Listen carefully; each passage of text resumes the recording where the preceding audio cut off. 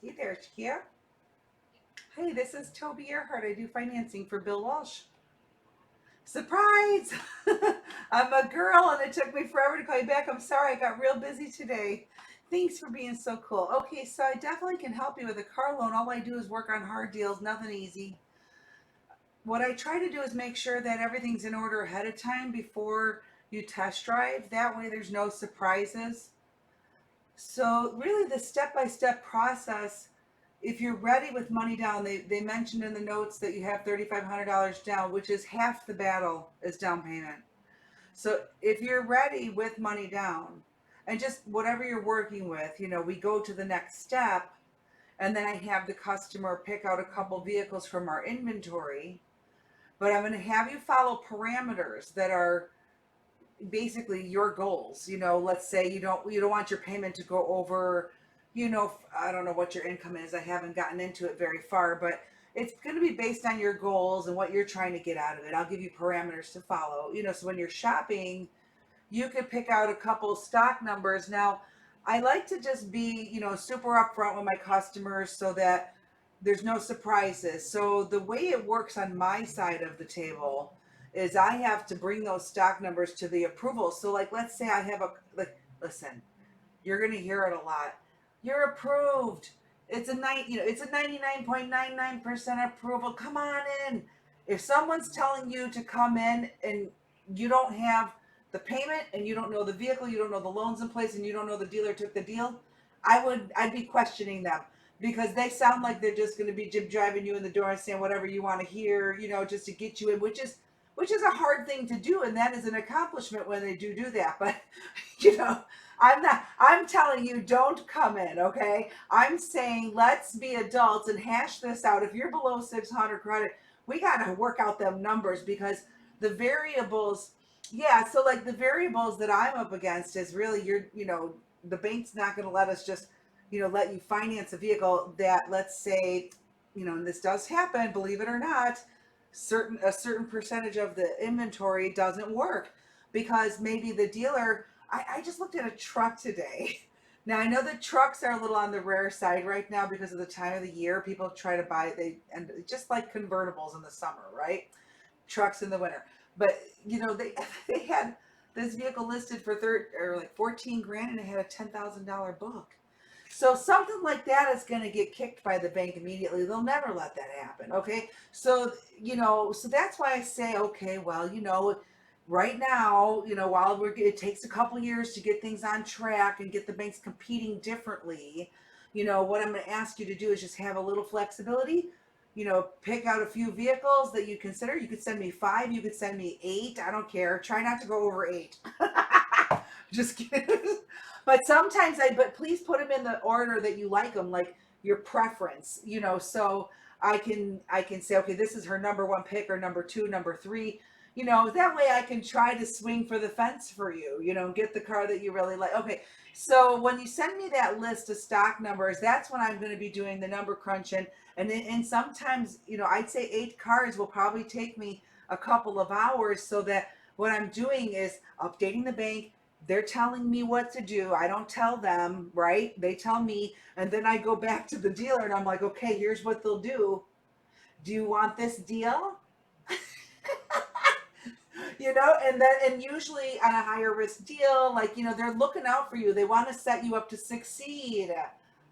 They're not going to set you up to fail. Yeah, and they want a good position, and it's all of it's relevant. So now, did you fill out an application online at one of our stores?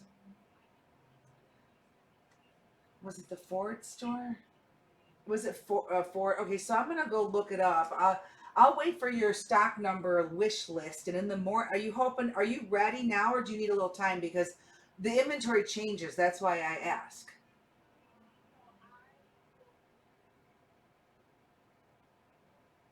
Definitely send me the info then. Go looking because by Tuesday for sure. Like I can line it all up and have it all set up and ready and waiting for you because I just don't know how you score on the 12 tier levels, and so sometimes it takes me only. Well, you're above 500, which is good because I do the 400s. I've helped 300. I about the 300. I learned five. You're gonna laugh. This is hilarious. You just seem like such a wonderful, fun person. I feel so comfortable telling you this. Okay, so like I had 11 uncles growing up, right? Like no women in my life. It was all strong male influence. So I grew up like this tomboy. So I ended up at a dealer. Like I grew up in the city. So when I learned this job, I learned it at a place called Olympic Auto Mall on Cicero Avenue with a baseball bat underneath my desk for 5 years. Like this place did eight did 800 cars a month and spoke 100 different languages. I was enriched, girl. Let me tell you something. When you don't know any better, you think that's totally normal. Like this is normal. But the grass is so much greener out here. I've been working for Bill Welsh for 10 over 11, almost 11 years. I don't even count 2020, okay? So but I am one of his number one producers, and so I definitely know how to slice through it without frustrating you, which is going to be the key to our having a great future together as well, right? So definitely, I hope you don't mind doing it the way I do it, which is a little backwards. Oh, it's terrible, isn't it? Watch, it's going to be so easy. You're going to come back to me. You're like, Toby, you are making this look too easy. You got to make it look harder because I don't like it. Just kidding. I'm only kidding. Okay, a couple months ago, you had tried, somebody had you come in and it didn't work out, or okay. Oh, they took it back. They took back the car, them dummies. Don't they know what they're doing? So, okay, this isn't the 1990s here, you know. Oh no, no. So like it was very common. See, I'm old school. I go back to the 1990s. Doing when we were the ones forcing all the regulators to figure out how to regulate us, right? So like in the 90s, we could our okay, so the car business worked in the 90s like this. Everybody got the car first, and then we figured out the financing after. Yes. I am not kidding you. It was crazy. We were using fax machines. I handwritten out contracts. I put 6 Mexicans on a contract once. Like this is like a whole family, the whole family. So it was crazy back then. But like we had fax machines and no internet. Can you imagine how doing business with no? I know. Even now, like when we lose internet at the dealer, it's just like nobody knows what to do. None of us can work. So, oh, of course. I know. I know. Yeah. Yeah. Let me check. Hold on. Let me double check. I get it. I get it. Well, I'm going to print your paperwork and I'm going to look out for your wish list so that I can go to work. What are your payment goals, though? I forgot to ask. Okay. So, how much do you make per month? I didn't even get that far. Provable income. Okay. So, 42. And I'm glad to know that you're comfortable because let's see what you put on your wish list here. Okay, so what did you call into the store for? Was there something specific?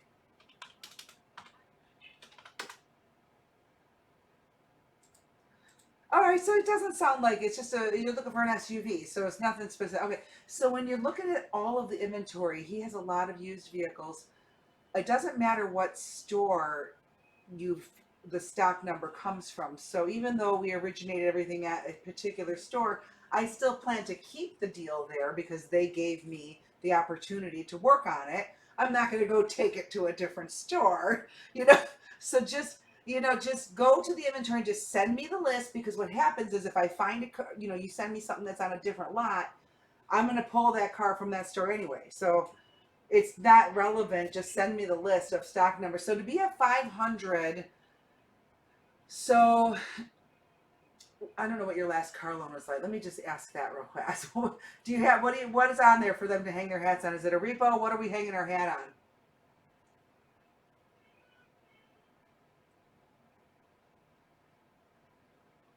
Oh, it was a long time ago.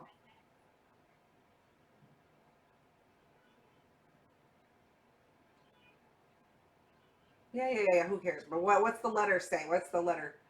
Yeah, I know how it is. People, yeah. There's a lot of reasons why they go bad, girl. Don't feel sorry for them, though.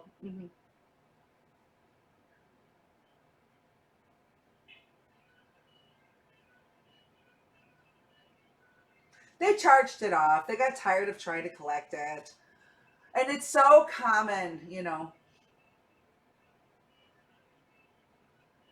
Oh, maybe they sold your debt to somebody else. Oh, who cares?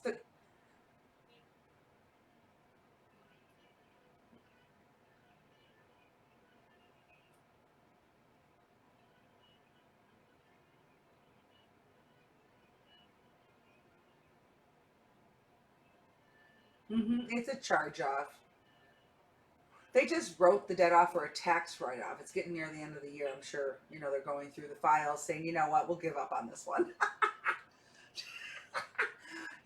By now, after 5 years, they should have, I mean, see, listen, the car business is super volatile. What I mean to say is these banks, they know that there's all of these reasons why they take into account the type of vehicle you pick out, whether it's longevity and if it holds its resale value. There's some that score better than others, so like that is relevant to their way they compete and how they structure their offers and stuff. So I wouldn't worry about it because a lot of these banks, if your credit's below 600, anyways, I don't know who you were working with in the past that happened to, but they have a certain amount of money allocated and set aside for this exact reason. So they offset their, ah, trust me, they have money set aside. So don't feel bad for them. Just be glad that you don't have to worry about them going after you anymore. So it's been a long time. You haven't done any real establishment, right? Nothing reestablished. Okay. Um, a lot of times when people get a repo, they just are traumatized and they're like, forget that. I ain't doing that again.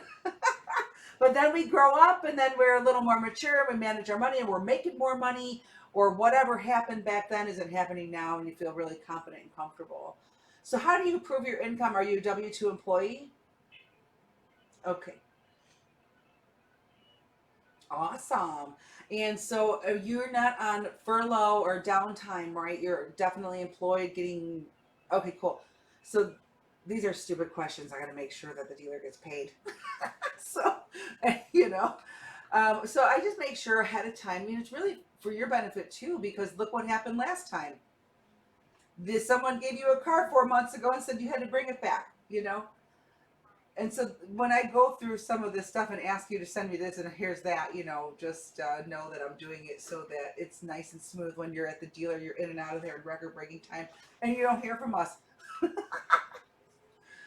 So, okay, so take your time, make me your wish list, but in the morning I'll jump on it. If you don't get it to me till Monday and you need more time, because I know life gets scrambly, don't worry. I can get it together fast enough by Tuesday, even if you got it to me on Monday.